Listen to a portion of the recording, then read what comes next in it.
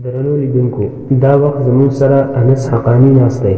انس حقانی چې د طالبانو د اسلامي امارت مرستیال سراج الدین حقانی کشر ورور دی، د کال 2014 اکتوبر میاشتې 14 نیټه په بحرین هیواد کې هغه مهال ونیول شو کله چې د ګوانتانامو څخه 15 تنه آزاد شویو بندیانو لیدو ته ورغلی و. انس حقانی چې عمر یې د نیول کېدو په مهال 20 کاله و او د اسلامي علومو په زده کړو بوخت و، په دې جرم ونیول شو چې د مرحوم مولوي جلال الدین حقانی رحمه الله د کورنۍ غړی و. په باګرام زندان کې تر 15 کاله زیات وخت تېر کړ او 2 ځلې محکمې د اعدام حکم هم ورباندې وکړ، خو بالاخره د کال 2019 د نومبر میاشتې په 18 نیټه د طالبانو امریکایانو ترمنځ د یوې کامیابې تبادلې په صورت کې راخوشي او په قطر کې د طالبانو سیاسي دفتر ته وسپارل شو. د انس حقانی څخه مننه کوو چې موږ ته یې د مرکې لپاره وخت راکړ. محترم انس صاحب، که په پیل کې مو د نیول کېدو په اړه راته ووایاست چې چیرې او څه رنګ ونیول شوی؟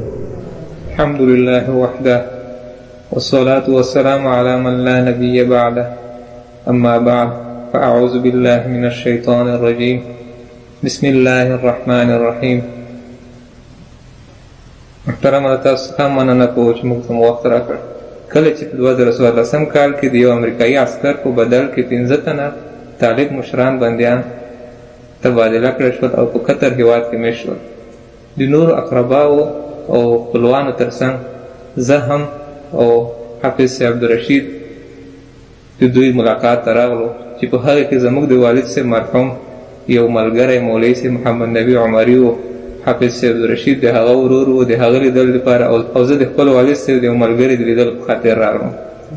موږ په قانوني توګه قطر هېواد ته داخل شو، دلته مو له دوی سره ملاقات وکړو. خو کله چې موږ د قطر څخه وتلو بحرین هېواد کې اول ناسته د تیارې وه. په بحرین هېواد کې د امریکایانو لخوا موږ راوګرځولی شو. حالت تقریبا موږ یوه ورځ نیمه ورځ هلته موږ منتظر کړی شو. موږ نه پوښتنې تحقیقات وکړی شول. بیرته د هغې نه موږ قطر هېواد ته راوګرځول شو. قطر هېواد کې یوه ورځ موږ باندې تېره شوه. بیا د امریکایانو زور ډېر شو. موږ ته د قطر نه ټکټونه وکړل شول او د قطر د اماراتو دوبۍ په لاره کابل ته ولېږدول شو. کابل کې د امنیت په زندان تقریبا موږ 8 میاشتې تېرې کړې. بعد له هغې د باګرام عمومي زندان ته موږ انتقال کړی شو او باګرام کې تر 4 کاله پر مسلسل موږ په ټکلپۍ کې وساتل شو. وروسته له 4 کاله په ټکلپۍ نه او د ځینو سیاسي اشخاص او د ملګرو د هلو ځلو په نتیجه کې یو پراخ ځای ته زه او حافظ رشید انتقال کړی شو او سره یو ځای شو. او وروسته د 2 میاشتې دپاسه 15 کاله زندان نه د یوه تبادلې په صورت کې راخوشي شو او قطر هېواد ته راغلو او فلحال موږ دلته یو په ازاده فضا کې ناست. انس حقانی صاحب، لکه تاسو چې وویل تاسې په باګرام کې 15 کاله بند تېر کړ، پر تاسې 2 ځلې د اعدام حکم هم شوی. ایا تاسې پوه شوئ چې د تاسې جرم څه و؟ قانوني لحاظ موږ داسې کوم جرم نه و چې موږ ته د زندان راکړل شي یا د موږ ته قید راکړل شي یا د موږ په اعدام محکوم شو. خو امریکایانو غوښتل چې د ټولو قوانونو خلاف موږ ته د اعدام سزا واوروي. د هغوی مقصد دا و چې په دې واسطه په اسلامي امارت خپل فشار وارد کړي، خپل غوښتنې ترلاسه کړي او خپل غوښتنې پر دوی ومني او خپل منفي مقاصد او مفاد ترلاسه کړي. زه تر هغې وخته د مدرسې یو محصل متعلم وم، په درسونو بوخت وم. دا مې د رخصتۍ ورځې او د اختر ورځې شپې وې. د 11-15 ورځو په خاطر زه دلته راغلی وم. او حافظ عبدالرشید هم یو متعلم محصل و چې موږ سره مدرسه کې موجود و. په موږ کې داسې کوم جرم نه و چې د دوی په قانون کې هغې ته جرم وشي. خو متاسفانه سره د دې ټولو چې د دوی په اصطلاح په اساسي قانون کې په دنیاوي قوانینو کې چې کوم شي ته جرم ویل کېږي هغه موږ کې نه اثبات او شواهد موجود و نه دوی سره کوم شی و. د خپل منفي مفادو په خاطر موږ ته د اعدام سزا واوروله. نو زه دې ته تعجب وړی یم چې د افغانستان په داخل کې داسې محکمې هم موجود دي چې هغه بغیر د کوم ثبوت او شواهدو نه او بغیر د کوم جرم نه یو انسان ته د اعدام سزا ورکوي. دا ډېره تعجب او وړ خبره ده. ها، د تاسې د خلاصون موضوع د کوم ځای راپیل شوه او په څه ډول بالاخره بریالیتوب ته ورسېده؟ زموږ موضوع له ډېره وخته شروع وه.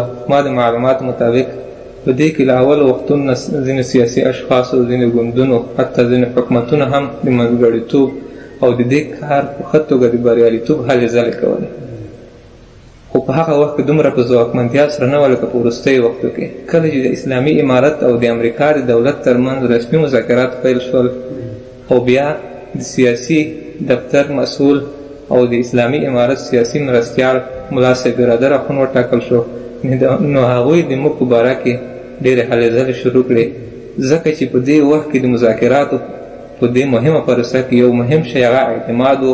په دغه وخت کې ځینې داسې اعمال ترسره شوي وو چې عدم اعتماد رامنځته شوی. له هغې نه مخکې ضروري وه چې یو داسې کار ترسره شي چې د اعتماد فضا رامنځته کړي. نو د دې لپاره ډېرې هلې ځلې وشي په دې کې سیاسي اشخاص او سیاسي ګوندونو، که هغه په داخل افغانستان کې دي او که په خارج کې دي، او ځینې حکومتونو لکه د قطر هېواد او د پاکستان هېواد، دوی ډېرې هلې ځلې وکړو، په دې کې منځګړیتوب وکړو. او همداسې جانب مقابل ډاکټر صاحب زلمی خلیلزاد د خپلو دوه پروفیسرانو او د موږ د تبادلې په باره کې د مختلفو جهاتونو سره خبرې وکړې. دا موضوع را روانه او څو وارې سر ته ورسېده او بیا په منځ کې یو خنډ رامخته شو، خو زه فکر کوم چې هغه لوی خنډ عدم اعتماد و. خو په وروستیو وختو کې دا خبره په ځواکمنتیا سره روانه شوه او بالاخره د یو توافقنامې له مخې د 2019 کال د نومبر په 18 نیټه سر ته ورسېده. موږ د قطر هېواد ته راغلو او د دوی دوه پروفیسران چې یو د امریکا هېواد او یو اسټریایي و، هغه ورکړل شو، او د هغې سره سره 10 نفر افغاني عسکر چې هغه هم له ډېر وخته له طالبانو سره بندیان و، هغه ورکړل شو.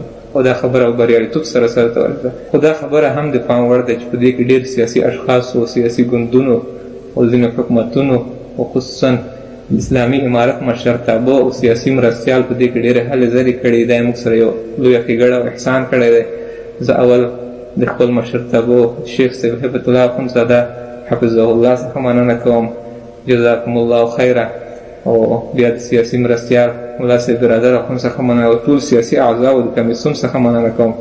همداسې چې په دې پروسه کې نورو خلکو کومه هلې ځلې کړي، هغه سیاسي اشخاص دي او سیاسي ګوندونه دي او د قطر هېواد دی او د پاکستان هېواد دی چې هغوی ډېرې هلې ځلې کړي دي. هغوی ټول څخه مننه کوم، کور یې ودان مننه. تاسې په باګرام کې وخت تېر کړ، هلته مو بندیان هم ولیدل او د زندان وضعیت مو هم ولیده. که لنډ راته ووایې هلته د زندان او بندیانو وضعیت څنګه و؟ زندان خامخا د ستونزو خالي نه وي، او همداسې د بګرام زندان هم ستونزې موجودې دي، هم بندیان مریضۍ سره مو همداسې نور مشکلات موجود دي. خو هغه داسې مشکلات دي چې تفصیل ته یې ځکه حاجت نشته، که د افغانستان اداره ده او که خارجیان دي او حقوقي نړیوالې ادارې دي، که سور صلیب دی، دا ټول په دې خبر دي. دا شکایتونه له وړه تر لویه پورې تر ټوله رسېدلي ټول په دې خبر دي، او اکثره د دغه د اصلاح او د دې د جبران وعدې هم کړې دي، خو متاسفانه تر اوسه پورې هغه وعدې پوره شوي نه دي، او بندیان همداسې د صحي او نورو تعذیبي ستونزو سره مخ وو. زه د هغو ټولو بندیانو په نمایندګۍ بیا هم له نړیوال حقوقي ادارو څخه او له نړیوال هېوادونو څخه دا غوښتنه کوم چې باید د بندیانو وضعیت ته او د دوی صحي وضعیت ته او په زندان کې د دوی حقوقي امورو ته پاملرنه وشي او باید دوی ورته متوجه شي. ځکه که څوک په افغانستان کې په رښتینې توګه سوله او ثبات وغواړي، نو دا هم د سولې یو مهم ټکی دی او مهمه نقطه ده. که څوک د بندي سره ښه سلوک وکړي، دا د سولې په لویه پروسه باندې ښه اغېز کولی شي. تاسې اوس قطر ته راغلي یاست او دلته د طالبانو مذاکراتي ټیم غړیتوب هم لرئ، څه توقع او ارادې لرئ؟ زه اوس فلحال نوی له زندان راوتلی یم، تقریبا تر 4 کالو پورې موږ د تېر شوي وختو هېڅ خبره نه دي اورېدلې، له حالاتو نه خبره یم.